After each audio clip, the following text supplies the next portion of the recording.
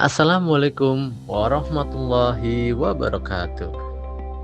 Sebelumnya terima kasih kepada Bapak Makmun Effendi Eskom Mkom sebagai dosen pengampu mata kuliah Matematika Terapan yang telah memberikan kami kesempatan untuk mempresentasikan hasil diskusi kami. Sebelum memasuki materi, alangkah baiknya kami memperkenalkan diri kami dahulu. Ada kata pepatah, tak kenal maka tak sayang, sudah sayang malah ditinggalkan. Perkenalkan, nama saya Faiz Rahmadani S sebagai moderator dalam presentasi kali ini, dan saya ditemani beberapa teman saya, yaitu ada Mas Faiz Ruli Ramadan dan Mas Muhammad Turmusi. Baiklah, tanpa berlama-lama lagi, kita langsung masuk ke materinya, yaitu materi mengenai trigonometri. Apa sih trigonometri itu? Trigonometri adalah cabang matematika yang mempelajari hitungan antara sisi dan sudut dalam segitiga, terutama segitiga siku-siku yang punya satu sudut 90%. Oh maaf, maksudnya 90 derajat.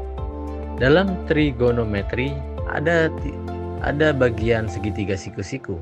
Kalau kita punya sudut dalam segitiga siku-siku, maka sisi miring atau hipotenusa, sisi paling panjang, selalu ada di seberang sudut siku-siku. Dan yang kedua, ada sisi depan atau opposite, sisi yang berseberangan langsung dengan sudut. Dan yang ketiga, ada sisi samping atau adjacent, yaitu sisi yang menempel dengan sudut selain sisi miring. Nah, trigonometri ini memiliki fungsi, tahu teman-teman? Fungsinya ada 3 fungsi utama yang membandingkan panjang sisi segitiga, yaitu sinus atau sin. Sin sama dengan depan atau miring, dan kosinus atau cos yang biasanya kita sebut cos. Cos adalah samping atau miring, dan tangen atau yang bisa kita sebut tan adalah depan atau samping, atau juga bisa tan, sin, atau cos. Fungsi trigonometri kebalikan. 1. Kosekan. Kosek dalam kurung theta sama dengan 1 per sin theta dengan miring per depan. 2. Sekan. Sek theta sama dengan 1 per cos theta sama dengan miring per samping. 3. Kotangan. Kot theta sama dengan 1 per tan theta sama dengan samping per depan. Berikut contoh soal sederhana. Misalnya kita punya segitiga dengan sisi depan 3 dan sisi samping 4.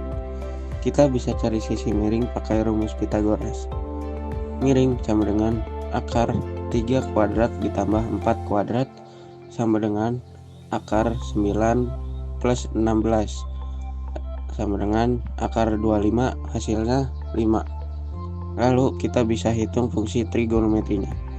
Sin theta sama dengan 3 per 5, cos theta sama dengan 4 per 5, dan tan theta sama dengan 3 per 4. Berikut beberapa sudut yang mempunyai nilai trigonometri khusus. Bisa dilihat seperti di gambar.